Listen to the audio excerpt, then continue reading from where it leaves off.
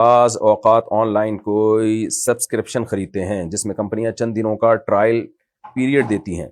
Trial ख़त्म होने के बाद वो खुदकार तौर पर चार्ज कर लेती हैं। कभी ऐसा होता है कि ट्रायल ख़त्म होने के बाद अगर वो प्रोडक्ट फ़ायदेमंद ना लगे तो हम इसे इस्तेमाल नहीं करते, लेकिन इसे अनसब्सक्राइब करना भूल जाते हैं। ये जानबूझकर भी अनसब्सक्राइब नहीं करते। अब सवाल ये है कि अगर ट्रायल पीरियड ख़त्म होने के बाद कंपनी हमें चार्ज कर दे तो क्या ये रकम हमारे ज़िम्मे कर्ज़ या उधार की तरह लाजिम हो जाती है? और क्या इसे अदा ना करना उस गुनाह के ज़ुमरे में आएगा जिस तरह कर्ज वापस ना करना गुनाह है?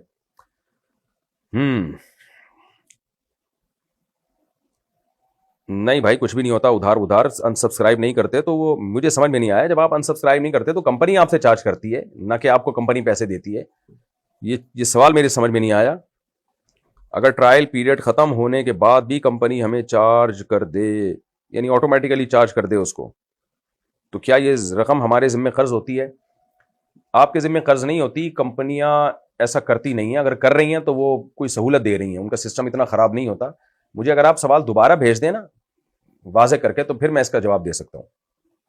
लेकिन ऐसा होता नहीं है। कंपनियां इतनी बेवकूफ़ नहीं होती कि आप अनसब्सक्राइब करना भूल गए तो वो आपको बेनिफिट देती रहें। ऐसा होता नहीं है।